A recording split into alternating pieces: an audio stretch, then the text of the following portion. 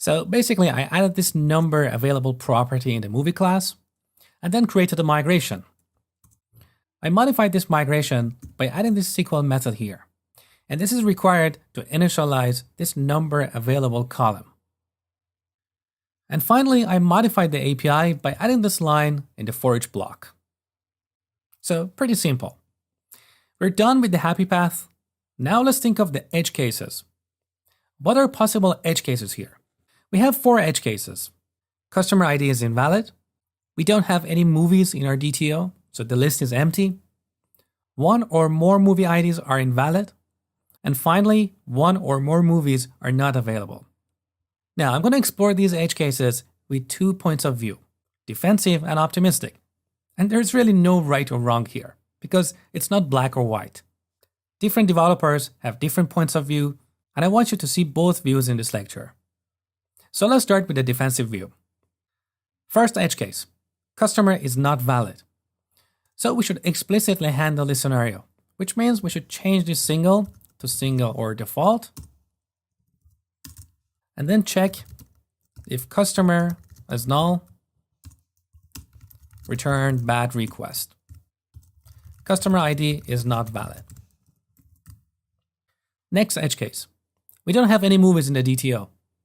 So if new rental.movies.count is 0, return bad request. No movie IDs have been given. And potentially we could move this up, because if we don't have any movies in this DTO, we don't want to query the database to get the customer. Next edge case, 1 or more movies are invalid. So once we get the movies from the database, we do a check like this. If movies.count, now I just realized that I forgot to apply toList here, because previously our movies object was an iQueryable object, but I'm looking for a list. Now we get the count of these movies, and if they're not equal to count of movies in our DTO, that means 1 or more of the movies were not loaded. Again, return bad request. 1 or more movie IDs are invalid. And the fourth edge case, a movie is not available. So in our for each block, if movie.number available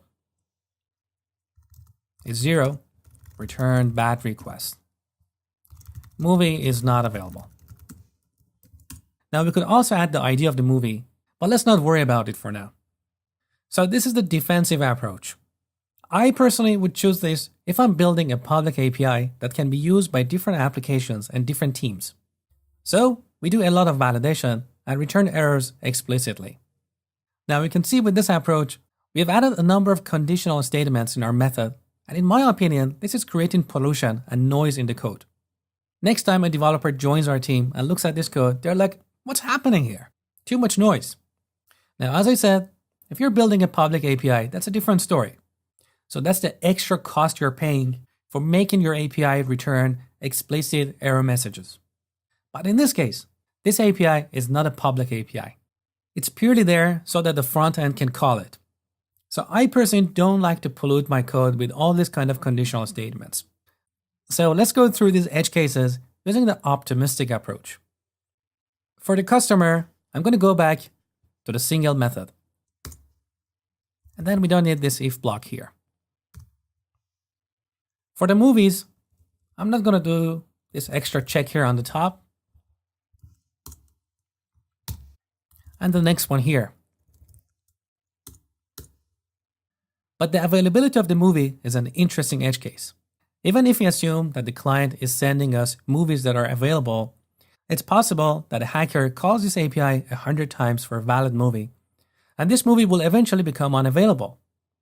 And this property, number available, will end up being negative. And this should never, ever, ever happen, because it can totally mess up with future calculations.